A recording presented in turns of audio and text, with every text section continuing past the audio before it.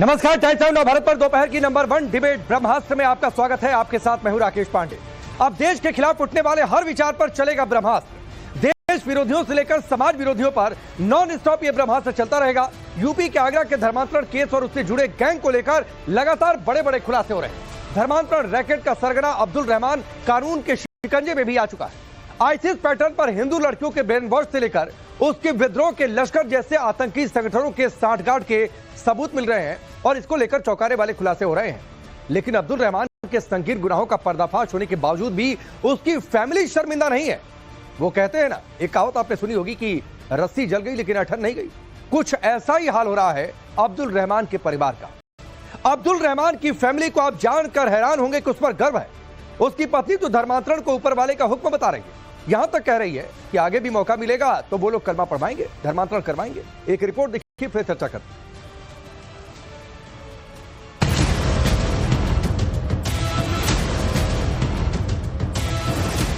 हाँ, हमारे अल्लाह का हुक्म है ये। धर्मांतरण कराएं। हाँ,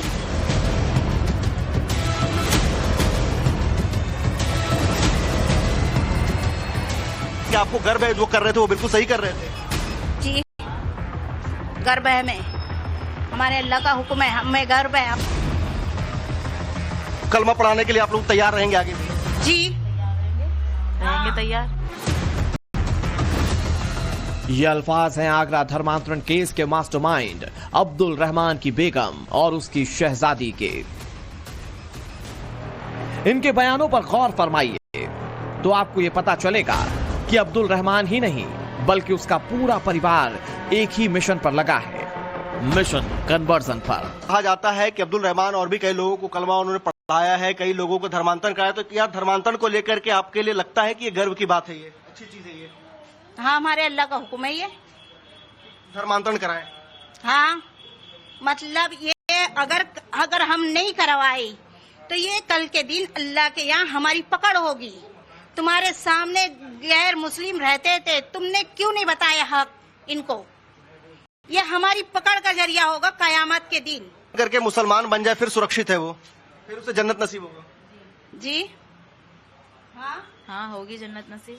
और अगर वह इस्लाम नहीं कबूलता है तो वो उसके ऊपर है। इस्लाम नहीं कबूलता है उसे जन्नत फिर नहीं मिलेगा। हाँ, नहीं मिलेगी। धर्मांतरण गिरोह के सरगना अब्दुल रहमान की बेगम को आपने सुना, जिसे गर्व है अपने उस पति पर जिसने न जाने कितनी हिंदू लड़कियों को लव जिहाद में फंसाकर उनकी जिंदगी बर्बाद कर दी।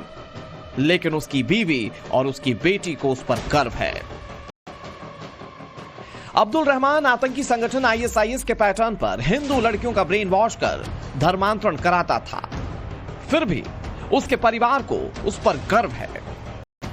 अब्दुल रहमान के धर्मांतरण रैकेट के तार आतंकी संगठन लश्कर ए तैयबा से जुड़ रहे हैं।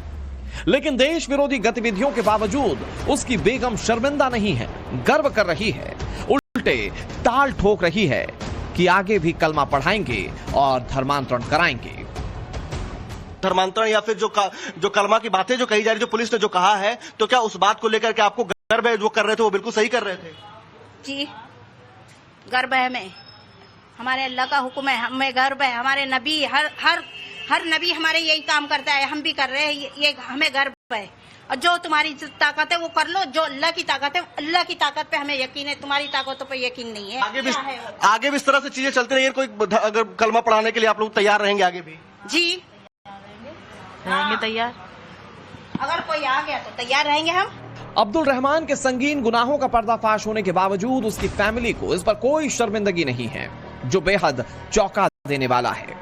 लेकिन इससे भी ज्यादा चौंकाने वाला है धर्मांतरण गैंग के एक और सरगना कलीम सिद्दीकी को लेकर उनकी तरफ से किया गया खुलासा, जिसके जेल जाने के बाद उसके धर्मांतरण के पूरे नेटवर्क को अब्दुल रहमान संभाल रहा था।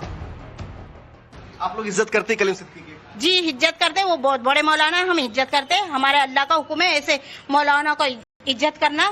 लेकिन वो तो धर्मांतरण के मामले में आजीवन सजा काट रहे हैं। काट रहे हैं, वो तो अल्लाह की तरफ से है, बस अल्लाह का हुक्म है। ये का काम कर रहे हैं, जेल में भी दावत का काम कर रहे हैं। वो तो किस तरह के दावत का? लोगों को दीन की दावत दे रहे हैं, इस्लाम की अच्छाइयाँ बता रहे हैं, इस्लाम मजहब की। अब्दुल रहमान की फैमिली का दावा है कि जेल में रहते हुए भी कलीम सिद्दीकी दीन की दावत दे रहा है।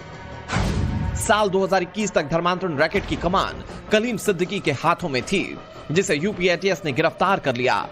साल 2024 में उसे उम्र कैद की सजा सुनाई गई। इसके बाद अब्दुल रहमान ने रैकेट की कमान संभाली। आगरा धर्मांतरण केस के मास्टरमाइंड अब्दुल रहमान के परिवार के दावे हों या अब्दुल रहमान से जुड़े सनसनीखेज खुलासे, ये सब हिंदुस्तान को हिला देने वाले हैं।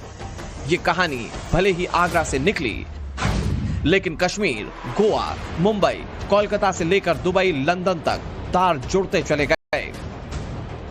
धर्मांतरण के लिए ये गैंग इंटरनेट के माध्यम से शिकारों को खोजता था, सोशल मीडिया ग्रुप्स के जरिए वीडियोस भेजता था और वीडियो में दिलचस्पी दिखाने वालों को ये ट्रैप कर लेते थे।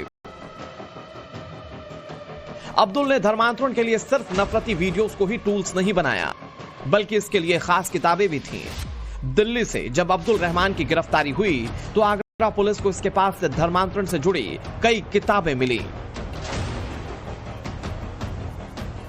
प्राप्त हुए, जो किताबें प्राप्त हुई धर्म परिवर्तन की, उसमें एक ये किताब मिली, दूसरा जो मैंने आपको दिखाया, दूसरा ईश्वर और सृष्टि श्रेष्ठ कौन, तीसरा इस्लाम और बहुजन समाज, चौथा धर्म परिवर्तन कैसे करें, इसके क्या रूल हैं। इसके अलावा उसने बातचीत में 2 और किताबों का जिक्र किया और उसमें उसने तुलना की कि क्या है धर्म परिवर्तन, क्यों करना चाहिए, इसके बारे में प्रचार प्रसार। इस केस में अब तक कुल 11 गिरफ्तारियां हो चुकी हैं, लेकिन इस धर्मांतरण गैंग के सरगना अब्दुल रहमान की गिरफ्तारी को बेहद अहम माना जा रहा है।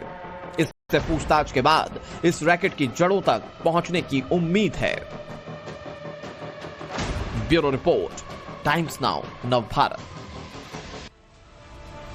तो चलिए आपने रिपोर्ट देखी, आपका परिचय मैं पहले आज के मेहमानों से करवाता हूं। मोहम्मद फैज खान हमारे साथ जुड़ रहे हैं, नेशनल कन्वीनर है राष्ट्रीय मुस्लिम मंच के। अमर जैदी जुड़ेंगी, पॉलिटिकल एनालिस्ट के तौर पर।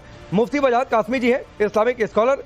मौलाना साजिद रशीदी जुड़ रहे हैं, प्रेसिडेंट ऑल इंडिया इमाम एसोसिएशन के। डॉक्टर मुमताज आलम रिजवी हैं, इस्लामिक स्कॉलर। और सैयद जवाद, पॉलिटिकल एनालिस्ट के तौर पर। आप सभी का बहुत बहुत स्वागत है।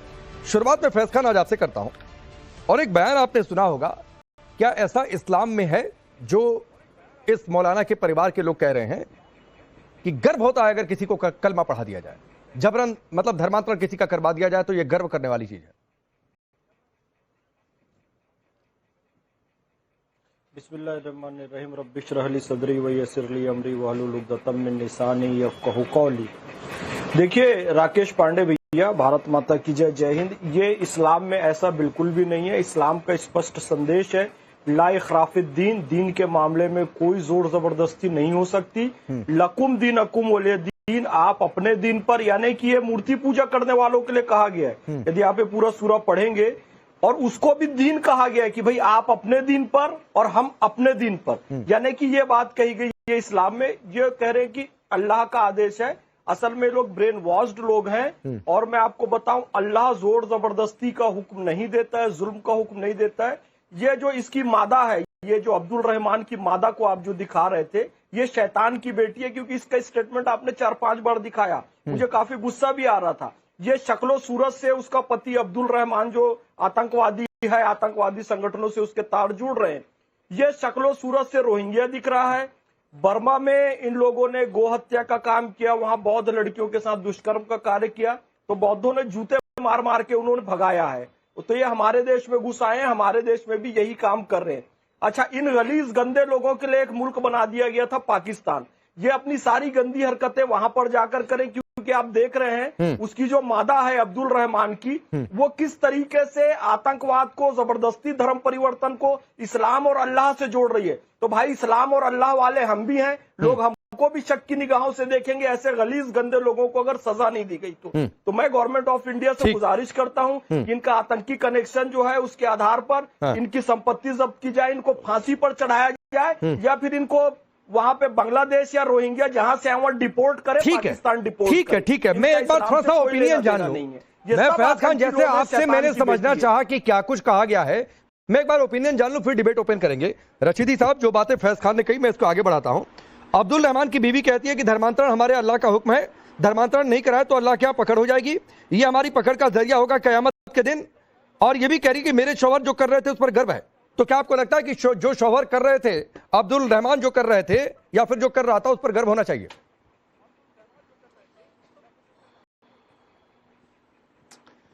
राकेश भाई, मैं आपको दो चीजें बताता हूं। मैं फेवर नहीं कर रहा हूं। जो लोग पकड़े गए हैं, कानून अपना काम करेगा, मैं बिल्कुल फेवर नहीं कर रहा हूं। लेकिन दो चीजें आपको बताता हूं, एक संविधान की बताता हूं, एक कुरान की बताता हूं। संविधान ये कहता है कि हर इंसान को अपने धर्म पर अमल करने, उसका प्रचार प्रसार करने की इजाजत है, नंबर एक। कुरान ये कहता है कि दावत इल्लाह, यानी अल्लाह की दावत लोगों को दी जाए। दावत देने का मतलब ये कतई नहीं है कि उनको जबरदस्ती, लोभन प्रलोभन या किसी भी मामले में फंसाकर उनको मुसलमान किया जाए। इसका मतलब बिल्कुल भी नहीं है। इसका मतलब यह है कि जैसे मैं आपको कुरान भेंट कर दूं कि भाई आप कुरान को पढ़ो, कुरान को समझो, जैसे मैंने गीता को पढ़ा है, रामायण को पढ़ा है, वेदों को पढ़ा है, ऐसे ही अगर हम अपने धर्म के बारे में किसी को बोलते हैं कि भाई पढ़ के देखो, समझो इस्लाम क्या है, नफरतें कम होंगी, मोहब्बत पैदा होगी आपस में। क्योंकि कोई धर्म किसी को मारना, काटना, बहलाना, फुसलाना, धोखा देना नहीं समझाता। ठीक। तीसरी बात मैं आपसे ये कहना चाहता हूं, आपने दो तीन बातें कही हैं अपनी रिपोर्ट में। एक तो ये कहा है कि उन्होंने लव जिहाद कर बहुत सारी लड़कियों की जिंदगी खराब कर दी, यानी अपनी रिपोर्ट में आपने इसमें लव जिहाद को भी जोड़ दिया। नंबर दो, आपने ये भी कहा है कि धर्मांतरण के नाम पर आईएसआई की तर्ज पर वो ब्रेन वॉश करता था। ये तो दो चीजें अलग अलग हो गई। लव जिहाद इसमें कहां से हो गया फिर? या तो वो ब्रेन वॉश करता था या लव जिहाद करता था, दो चीजें एक साथ तो नहीं हो सकती। ऐसे हो गया रशीदी सर। एक और आखिरी बात मैं आपसे कहना चाहता हूं, वो ऐसे हो गया क्योंकि आगरा का जो केस खुला, राकेश भाई, हाँ, जो आगरा का केस खुला उसमें फेक आईडी बनाकर और ब्रेन वॉश किया गया। कल हम इसी पर चर्चा कर रहे थे। जो यूपी पुलिस के डीजीपी ने कहा कि चेज्ड फेसबुक प्रोफाइल से उसकी AK-47 लिए तस्वीर मिल गई जो आईसिस के पैटर्न से मैच खाता है। तो एक बात रशीदी साहब आपको बता दूं, लंबे समय से आप टीवी चैनलों पर बैठते हैं, कई बार मेरे साथ अपनी बात पूरी कर लूं। सर, हम अपने मन से कोई टर्मिनोलॉजी लेकर नहीं आते हैं। आपने शुरुआत बहुत अच्छे तरीके से की, लेकिन उसके बाद फिर आप दोषारोपण अपनी बात पूरी कर लूं। सुनिए,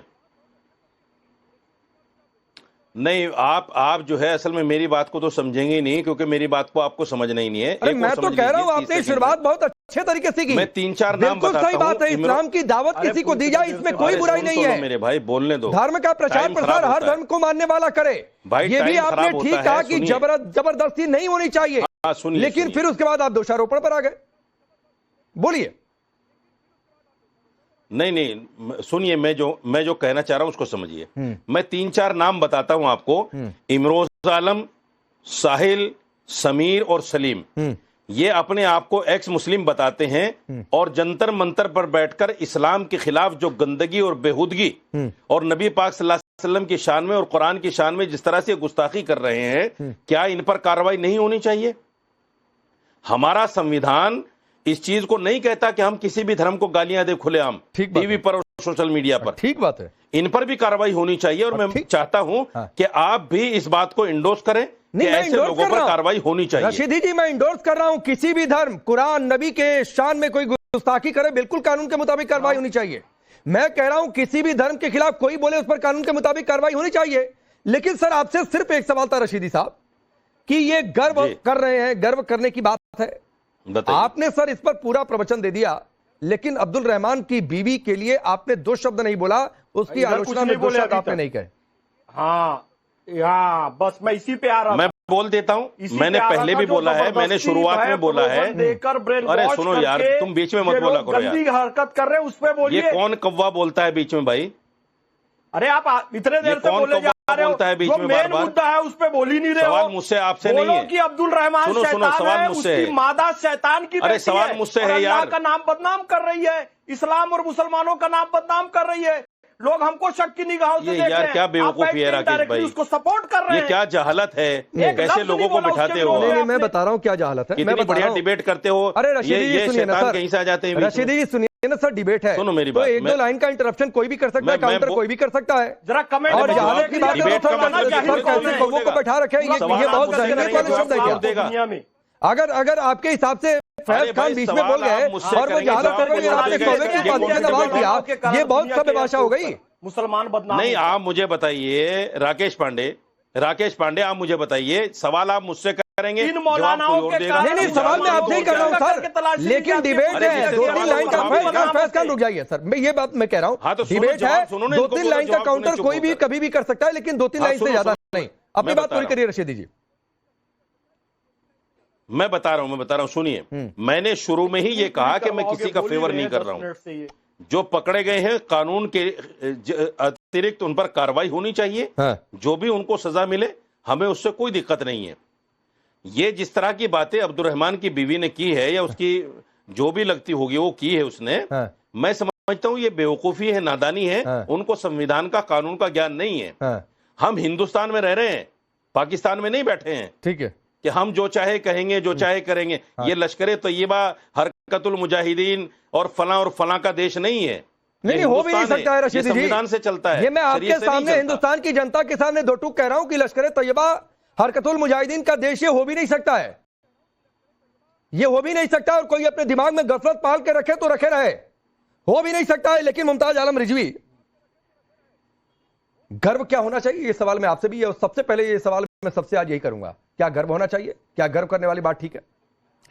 नहीं, किस बात पे गर्व करना, किस बात पे आप पूछ रहे हैं? अभी आपको कंफ्यूजन दावत देना, हाँ। दावत देना इस्लाम की, जैसे आपने भी कहा कि संविधान भी इजाजत देता है, कोई नहीं रोकता, तो दावत देना अब्दुल इस्लाम रहमान की, दावत अगर देता हम था आपको नहीं, अब्दुल रहमान जो कर रहा है हम उसकी बात नहीं कर नहीं, रहे। तो मैं तो उसी की बात कर रहा हूं ना। डिबेट अब्दुल रहमान पर ही हो रही है। देखिए, अगर कोई अवैध तरीके से धर्मांतरण करता है, जबरन धर्मांतरण कराता है, हाँ। झूठ बोल करके, फरेब करके अगर करता है, तो इस्लाम इसकी इजाजत नहीं देता और संविधान भी इसकी इजाजत तो नहीं फिर बोलिए ना अब्दुल रहमान की तो बीवी के गलत खिलाफ है, मैं कह रहा हूं। जो वो बोल रही है, बिल्कुल। क्यों नहीं एक सुर में इस डिबेट से आवाज उठ रही है? मैं फेवर भी नहीं कर रहा हूं, लेकिन घूम फिरा कर मैं सवाल भी उठा रहा हूं। आप असल में याद बिल्कुल वो कीजिए ना कि अवैध धर्मांतरण, और कौन सा हमने कहा? अवैध धर्मांतरण। अरे कोई अपनी मर्जी से हिंदू से मुसलमान या मुसलमान से हिंदू बन गया, इस पर कोई सवाल है क्या? बोलना ही इस्लाम में क्या, इस पर सवाल है क्या?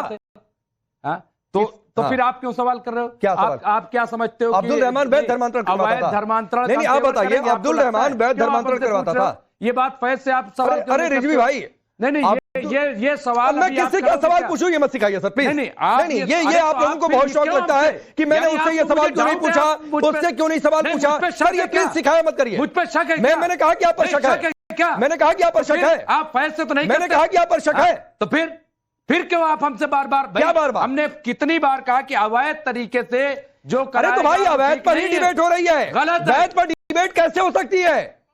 तो मुमताज आलम रिजवी, ठीक है, अवैध धर्मांतरण पर ही डिबेट हो रही है। फैज खान है ये अब इनको हम कहते हैं साहब इनका ब्रेन वॉश कर दिया गया है, और ब्रेन वॉश की वजह से ये उल्टा सीधा बकते रहते हैं इस्लाम के बारे में, बगैर जानते हुए भी ये झूठ बोलते रहते हैं, गलत बात करते रहते हैं, मुखालफत करते रहते हैं ताकि दूसरों को खुश कर सके। तो इनका ब्रेन वॉश है। अब कोई कहेगा साहब इनका ब्रेन वॉश किसने किया? तो भाई इस तरीके से तमाम लोग हैं, तो इसलिए आप इस चीज को समझिए, इस बारीकी को समझिए। इस्लाम की दावत देना, अच्छाइयाँ बयान करना, खूबियां बयान करना ये गलत नहीं है, लेकिन झूठ बोल करके, मुझे पता है, मैं झूठ फरेब लालच दे करके ये बिल्कुल गलत है। चाहे अब्दुल रहमान हो, चाहे मुमताज आलम रिजवी हो, चाहे जो वो गलत कर रहे हैं, वो इस्लाम का काम नहीं कर रहे हैं, इस्लाम के नाम पे फ्रॉड कर रहे हैं, अपना धंधा कर रहे हैं। तो यहीं पर क्यों नहीं रुक जा रहे हैं अमर जैदी? एक लाइन में सबसे सवाल पूछ रहा हूं कि अब्दुल रहमान की बीवी जो कह रही है गर्व करना चाहिए, और ये कह रही है कि ये हमारी पकड़ का जरिया होगा, धर्मांतरण नहीं कराए तो अल्लाह पकड़ लेंगे, अल्लाह के यहां पकड़ होगी, तो ये बात क्या ठीक है या गलत है?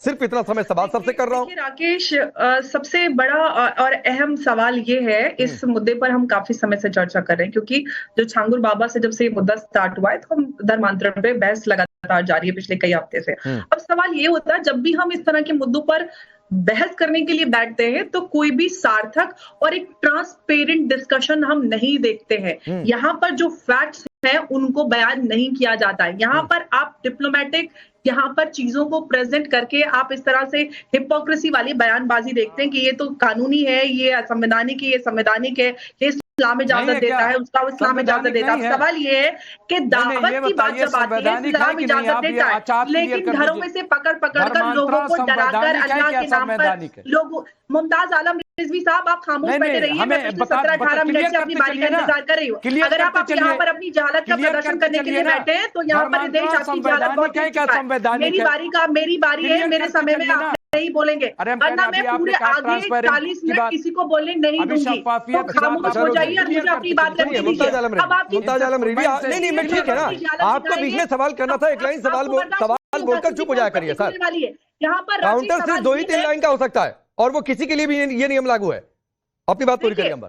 राकेश, सबसे बड़ी बात यह है कि ये लोग चोरी छुपे जो यहाँ पर बैठ कर तो दूसरी बात करते हैं, लेकिन जो दावा की बात हो रही है ना, जिस दावत की बात करें कि दावत की इजाजत अल्लाह और संविधान दोनों देता, उस दावत में ये क्या कुछ बोलते हैं इनसे जरा पूछ लीजिए। कभी कोई आप किसी से कोई ऑपरेशन करवा लीजिए, पता चल जाएगा कोई क्या क्या कुछ बोलते हैं। ये लोगों को डराते हैं। ये आप हिंदू और दूसरे धर्मों को तो छोड़िए, ये आपस में जो दूसरे सेक्स है उनके खिलाफ नफरत फैलाते हैं। एक दूसरे के साथ खाना बैठना, घरों में जाना, एक दूसरे के साथ शादियों में बैठना, उनके साथ खाना शेयर करना, इन सारी चीजों को ये बताते कि नाजायज है, नफरत सिखाते। आप जाके दारुल उलूम देवबंद का ऑनलाइन फतवा का जो उनकी वेबसाइट है उस पे जाके आप पढ़ लीजिए कि किस कदर नफरत ये देश में अपने ही लोगों के खिलाफ भड़काती है, सिखाती है। यहाँ पर बैठ के ये अल्लाह का ज्ञान देते हैं। आप लोगों के पास वो मॉरल ग्राउंड नहीं है कि आप अल्लाह का नाम ले भी सके। अल्लाह के नाम पर जो आप लोगों ने नफरत की और आतंक की दुकान चलाई है और यहाँ पर बैठकर आप सच की बात नहीं करते, अल्लाह आप सबको देखेगा, क्योंकि आप इस देश में रहकर आप इस देश के खिलाफ नफरत को और देश की सुरक्षा के साथ खिलवाड़ कर रहे हैं। पूरा देश देख रहा है, अल्लाह आप सबको देख रहा है। अल्लाह के नाम पर जो ये आप 2047 डॉक्यूमेंट है उसको प्रमोट करने में आप सब उसका समर्थन कर रहे हैं। आप सबको अल्लाह देखेगा, क्योंकि अल्लाह कहता है कि अपने मुल्क हमारा जवाब दिया नहीं, अपने मुल्क के लिए जान दो। धर्मांतरण संवैधानिक है कि असंवैधानिक है, हमें ये बताइए सर। आपको क्या लगता है? नहीं, अरे हम उनसे पूछ रहे हैं। नहीं, मैं आपसे पूछ रहा हूं। अरे हम अंबर दैदी पूछ रहे हैं ना। आपको क्या लगता है? अंबर दैदी अभी कह रहे थे क्या लगता है? नहीं हो, एक मिनट, आपको क्या लगता है बताइए ना। गलत आपको क्या लगता है? हमें आपके हिसाब से अंबर दैदी रिप्लाई नहीं कर रही है, आप रिप्लाई कर दीजिए ना।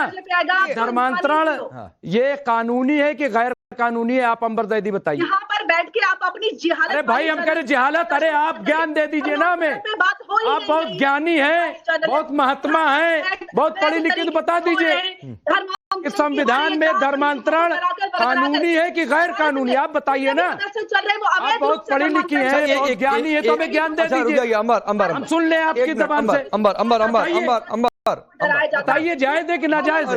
अवैध है। मॉडर्नाइजेशन ऑफ मदरसा पे बात आती है ना, तो कौन आप सी लोगों के आर्टिकल अंदर आग बताइए? लग जाती है। आर्टिकल नंबर किस आर्टिकल तहत ये रुकिए, सुनिए अवैध है?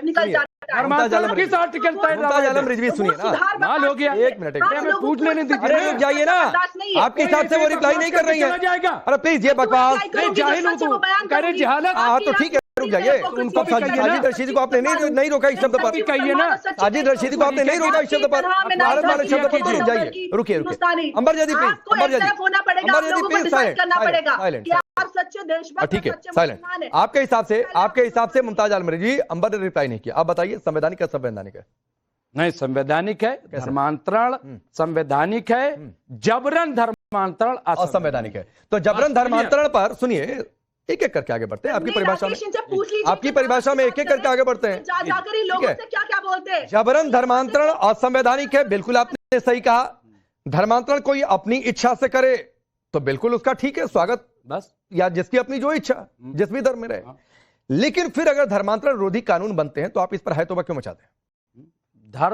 धर्मांतरण विरोधी नहीं बन रहा है, अवैध धर्मांतरण। फिर हाँ, धर्मांतरण विरोधी, उसमें जबरन ही होता है, अवैध ही होता है। जबरन जो के लिए कानून कहाँ बनता है भाई? आप अजीब बात करते हैं। राइट है, आप समझ लीजिए कि जो हमारा आईन है, संविधान है, अभी आईन अभी उधर मत जाइए सर। इसलिए एक एक करके रिजवी साहब आपकी परिभाषा में एक एक करके आगे बढ़ते हैं। अंबर दैदी प्लीज एक मिनट दीजिए, दो मेहमान अभी तक नहीं बोले, एक मिनट दीजिए, एक एक करके आगे बढ़ते हैं। रुक जाइए रिजवी साहब, मैं कह रहा हूं आपकी परिभाषा से आगे बढ़ता हूं। जबरन धर्मांतरण असंवैधानिक, फिर धर्मांतरण विरोधी कानून जो बनता है, जाहिर सी बात है जबरन के लिए बनता है, तो उसका विरोध क्यों होता है? नहीं, कोई विरोध नहीं करता। आपने कभी विरोध नहीं किया? नहीं, हमने नहीं किया। किसी ने कभी विरोध नहीं? जबरन जो है, जो करता है, जो गलत है, उसके लिए कभी कुछ कोई विरोध। अरे कानून बनता है तो विरोध क्यों? कहाँ विरोध हो रहा है? नहीं हो रहा है विरोध, बना तो है कानून, कहाँ विरोध हो रहा है? और इसके बावजूद आप देखिए कि लोग जो है नहीं, इसके बावजूद लोग इस्लाम कबूल कर रहे हैं। क्या करोगे, क्या करोगे? कह रहे हैं कबूल करे, कोई अपनी मर्जी से इस्लाम कबूल कर ले, इसकी दिक्कत थोड़े नहीं है, इसका विरोध थोड़े नहीं है मुमताज आलम रिजवी। लेकिन कई बार यहीं पर बैठकर धर्मांतरण रोधी कानून पर डिबेट हुई है और आप लोग चीर फाड़ के चिल्ला कर कहते हैं, गला फाड़ कर चिल्ला कर कहते हैं कि देखो मुसलमानों को टारगेट किया जा रहा है। बात मानेगा क्या? अच्छी खासी सैयदजादी और अंबर जैदी का ब्रेन वॉश आप लोगों ने कर दिया। अच्छा, तो कोई माने? मतलब अंबर जैदी खुलकर बोल रही मुसलमान बेटी का बोलना आपको पसंद नहीं है, और मुसलमान बेटी अगर बोलेगी तो मुमताज आलम रिजवी कहेंगे कि देखो इस मुसलमान बेटी का किसी ने ब्रेन वॉश कर दिया। ये आप मान जाएंगे कि हम ये कह रहे हैं? नहीं, अच्छी परिभाषा है, अच्छी परिभाषा है मुमताज आलम रिजवी। एक मुसलमान बेटी अगर खुलकर बोल रही है तो आपके हिसाब से ब्रेन वॉश कर दिया। एक मुसलमान फैज खान अगर इस डिबेट में बैठकर कुछ बोल रहे हैं तो उनका ब्रेन वॉश कर दिया। मुसलमान खुलकर बोल नहीं सकता है के बारे में। मैं दावा आपके हिसाब से आप लोगों रुक जाइए, इनका ब्रेन वॉश। सैयद जवाद दावा कर रुक जाइए सर, दावा करिए। आप अब्दुल रहमान की बीवी पर बोलने की बजाय आप ऐसे ही दावा करिए। ठीक है, तो बोल जवाब यही दावे करने की हिम्मत है, क्योंकि अब्दुल रहमान की बीवी भी बोलेगा ना, अब्दुल रहमान की बीवी के खिलाफ यहाँ पर बैठकर फैज खान बोल रहे हैं और यहाँ पर बैठकर नंबर यदि बोल रही है, तो आपके हिसाब से ब्रेन वॉश हो गया। यानी ब्रेन वॉश हुआ नहीं रहता तो अब्दुल रहमान की बीवी को ये डिफेंड कर रहे होते। अजीब परिभाषा है आपकी। नहीं, इतना ही नहीं बोल रहे हैं, ये जोड़िए नहीं मुझसे। मैं जोड़ के रहा हूँ, नहीं इसी मुद्दे पर डिबेट हो रही है, इसी मुद्दे पर डिबेट हो रही है। रिजवी साहब चलिए, सैयद जवाद अल्लाह का हुक्म है, मैं फिर वहीं से उस डिबेट को उठाता हूं। आगे क्या जानकारी है कि धर्म परिवर्तन कराने के लिए एक कोड वर्ड रिवर्ट बना रखा था। धर्मांतरण के बाद सोशल मीडिया पर रिवर्ट के तौर पर दिखाते, गैंग एडल्ट युवतियों को फंसाता था ताकि कानूनी अड़चन ना आए। धर्मांतरण के बाद विज्ञापन बहुत सारी चीजें हैं, कागजात बनने, निकाह के बाद मतलब कई बार उनको लग जाए कि भाई घर वापसी कर लें, गलती हो गई, बहकावे में आ गए, तो वो सारे दरवाजे बंद कर दिए गए। तो इन सारी बातों का भी प्रावधान है। राकेश भाई बहुत बहुत धन्यवाद आपको और आपके सभी दर्शकों को मेरा जय हिंद, जय संविधान। देखिए, इस पूरे मौजू पर मेरा टेक हमेशा से ही पहले भी वाज़ेह तौर पर मैंने जाहिर करा और आज फिर कर दे रहा हूँ। देखिए, देश के अंदर धर्म आधारित जो कट्टरता आ रही है, जो जात आधारित कट्टरता आ रही है, जो भाषा आधारित कट्टरता आ रही है, वो देश के लिए नुकसानदेह है। चाहे किसी भी धर्म के अंदर, चाहे वो इस्लामिक पॉइंट ऑफ व्यू से कट्टरता डाली जा रही है, वो देश हित में ठीक नहीं है। चाहे वो हिंदुत्व के नाम पे जो कट्टरता डाली जा रही है देश के अंदर, वो भी नुकसानदेह है। किसी भी धर्म में, चाहे सिख के नाम से आए, चाहे क्रिश्चियनिटी के नाम से कट्टरता आए, वो समाज के लिए, देश के लिए और विश्व के लिए नुकसानदेह ही साबित हुई। और लगभग जो लोग जबरन धर्मांतरण कर रहे हैं वो गैर संवैधानिक है, उनके ऊपर कार्रवाई होना चाहिए, संवैधानिक दायरे के अंदर रहकर कार्रवाई होना चाहिए। लेकिन दूसरी बरख हम एक चश्मा तो देख रहे हैं आप मुसलमानों के प्रति दिखा रहा, और मुझे एक बड़ी ही आपत्ति अभी जाहिर हुई कि अभी आपने AI जनरेटेड एक बाकायदा जो है बीच में स्क्रीन के ऊपर लगाया कि हिजाब पहनी हुई, बुर्का पहनी हुई मुस्लिम महिला जो है वो AK-47 पकड़ी। मुझे बहुत आपत्तिजनक लगा आपने जो अभी बीच में बाकायदा फ्रेम पे चलाया, वो इसलिए लगा क्योंकि आप बाकायदा मुस्लिम जो हिजाब पहनी, बुर्का पहनी। सैयद जवाद मैं आपका इस कंफ्यूजन को दूर कर देता हूं पहले सर। हाँ सर, आपत्ति आपने जता दी, उस आपत्ति का निस्तारण भी सुन लीजिए सर। मैं फिर कह रहा हूं कि मैं हवा में कुछ भी नहीं करता हूं और ना चैनल पर हवा में कुछ दिखाया जाता है। बिना किसी सॉलिड एविडेंस के, बिना किसी बात के कुछ भी हम बात अपनी ओर से नहीं कहते हैं, ये बात जान लीजिए। अब आपकी आशंका का निस्तारण करता हूं। आपने यूपी पुलिस के मौजूदा डीजीपी को सुना? बताइए आगे। आपने यूपी पुलिस के मौजूदा डीजीपी के बयान को सुना, हाँ या ना? नहीं, मैंने अभी स्टेटमेंट उनका नहीं सुना ना सर। तो सुना करिए, डिबेट का टॉपिक बता दिया जाता है तो थोड़ी सी तैयारी कर दिया करिए, देख लिया करिए कि पिछले 3-4 दिनों में क्या क्या डेवलपमेंट हुआ है। किसी अधिकारी ने कुछ कहा है, इन्वेस्टिगेशन में कुछ बातें आई हैं, तो सर थोड़ा सा अपडेट हो लिया करिए, मेरी एक गुजारिश है आपसे। चलिए, वरना फिर ये ऑन एयर टाइम आप ये खराब नहीं करते बोलकर, या फिर आपका ये एजेंडा होगा तो वो एक अलग बात है। अब सुनिए, मैं आपको बता देता हूं, आपने नहीं सुना।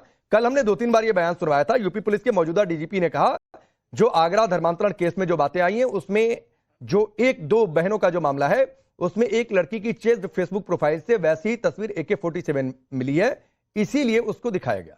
अब आप, मुझे लगता है कि आपकी आशंका का निस्तारण हो गया होगा। अगर आपको फिर भी लगता है तो सर आपको भिजवा दूंगा मौजूदा डीजीपी को। आप सुन मैं इस चीज पे इसलिए आपत्ति जाहिर कर रहा हूं कि जब तक कोई सबूत जब अरे डीजीपी ने कहा, जाकर डीजीपी से पूछिए।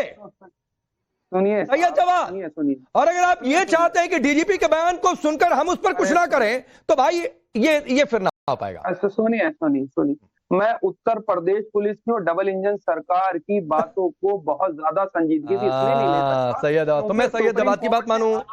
नहीं, मैं सैयद जवाद की बात मानूं, मैं यहाँ पर बैठकर फैज खान की बात मानूं, मैं अंबर जैदी की बात मानूं, मैं रिजवी की बात मानूं, मैं रशीदी जी की बात मानूं, लेकिन मैं यूपी पुलिस के डीजीपी की बात ना सुनूं ना मानूं। भाई आप सुप्रीम कोर्ट की बात मानिए, जहाँ पे सुप्रीम कोर्ट ने ये कहा उत्तर प्रदेश पुलिस के बारे में कि अरे सुनिए ना सर, तो प्लीज जाके पहले डीजीपी को खींच लीजिए आप कोर्ट में।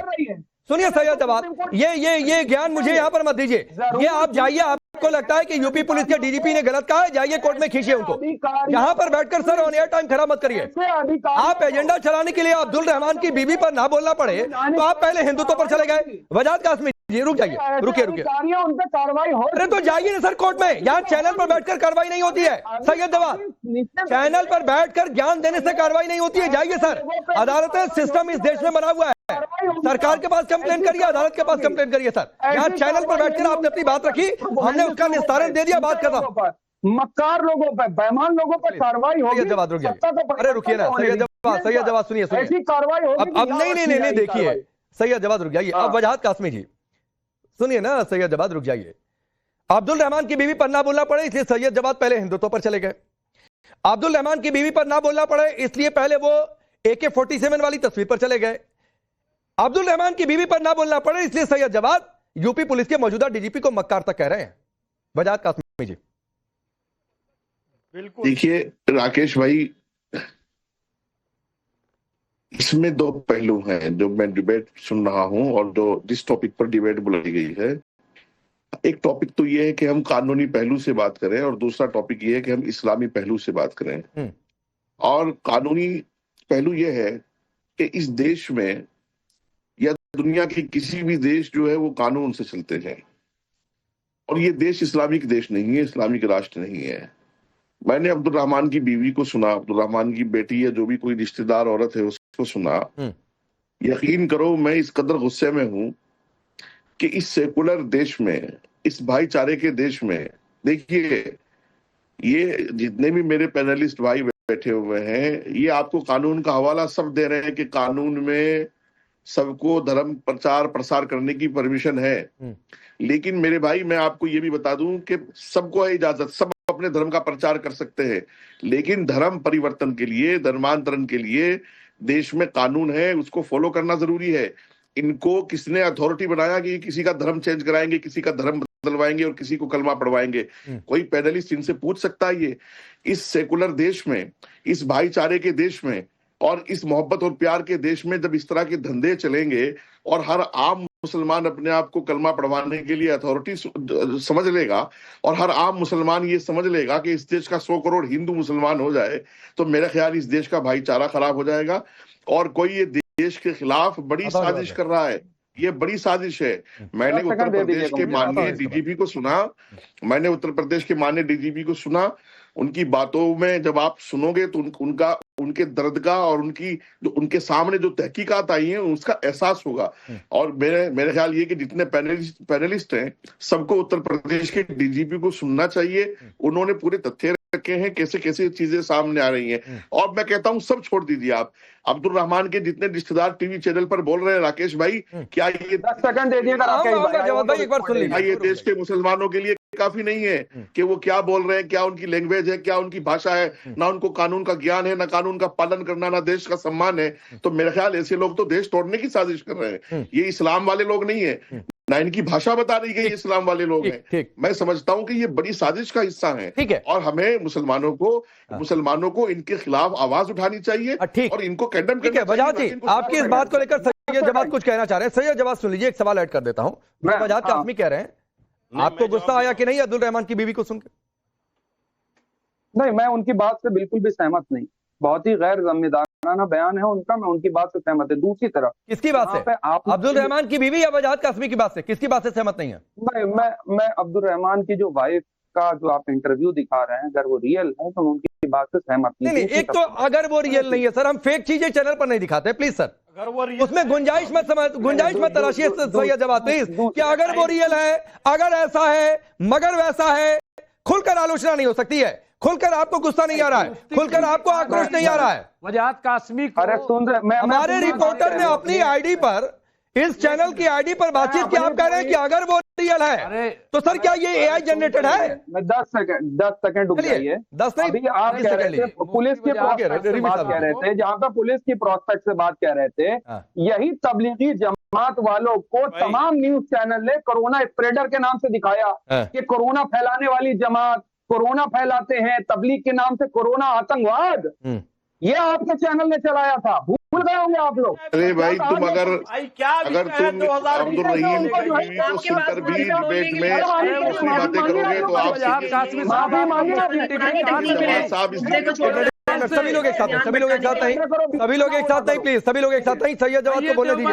अरे रिजवी साहब रुक जाइए ना प्लीज प्लीज प्लीज प्लीज, अभी सैयद जवाद आप बोलिए, मैं सबके पास आऊंगा, रुक जाइए ना मुद्दे पर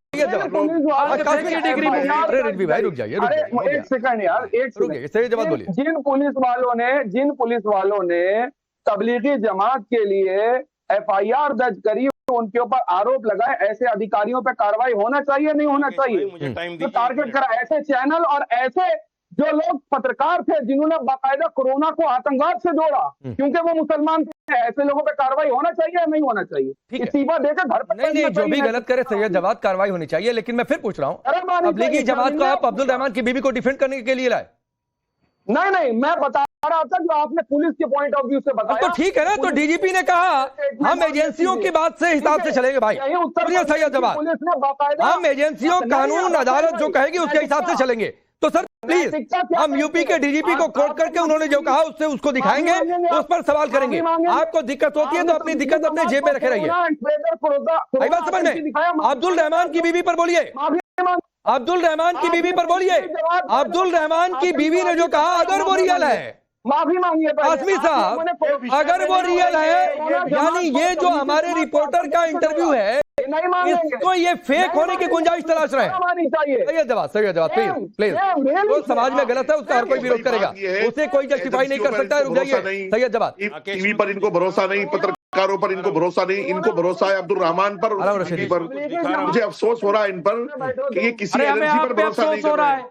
अभी तक जो है दारुल देवबंद की डिग्री लिए घूम रहे हो, मुफ्ती लगाते हो, वहीं से पढ़ के आए हो, पढ़ के फेंको डिग्री को, आया हूँ इसलिए लगाता हूँ। दारुल देवबंद गलत है, अरे यहाँ से ऐलान करो, आज लगाता हूँ, मैं तो ऐलान करो, दारुल देवबंद कहाँ से लगा आतंकवाद सिखाता है, कहा था मैं तो, आप कहाँ से लगा लोगे? फाड़ के फेंको डिग्री, मेरी डिग्री पर बात ना करो, फाड़ के फेंको डिग्री, इस मुद्दे पर बात करो, देश के खिलाफ साजिश हम कह रहे दारुल देवबंद से डिग्री लेकर के कासमी लगा के, मुफ्ती लगा के बैठो, फेंको, कानून पर भरोसा करो, देता है धर्म परिवर्तन, लेकिन आप नहीं कर सकते।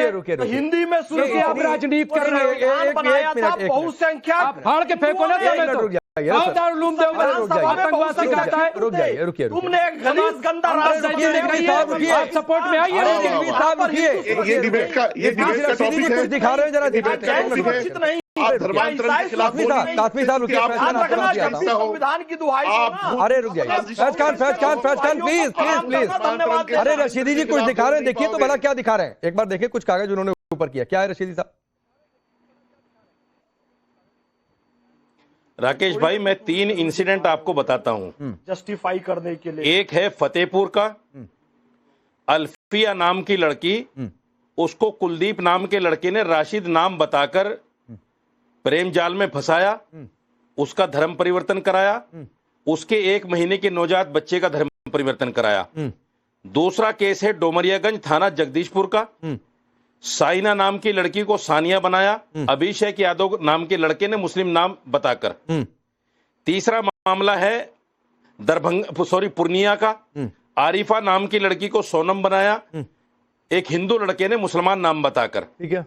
और 4 नाम मैंने आपको बताए जो खुलेआम सोशल मीडिया पर धड़ल्ले से लोगों को इस्लाम से वरगला रहे हैं और धर्मांतरण कर रहे हैं। अमरोज आलम, साहिल, समीर और सलीम। ठीक। मैं ये जानना चाहता हूं कि पुलिस कहाँ है?